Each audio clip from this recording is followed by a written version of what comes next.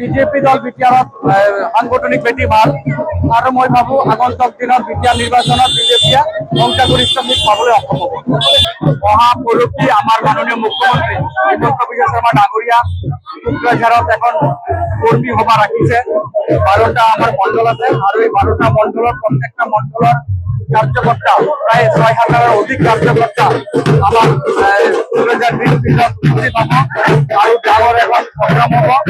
আৰু মই ভাবো যে নিৰ্বাচন সমাগত প্ৰত্যেক দল সাজু হৈছে আৰু আগন্তুক দিনত প্ৰত্যেক দলে প্ৰতিদ্বন্দ্বিতা কৰিব, যিটো শক্তি প্ৰদৰ্শন কৰিব।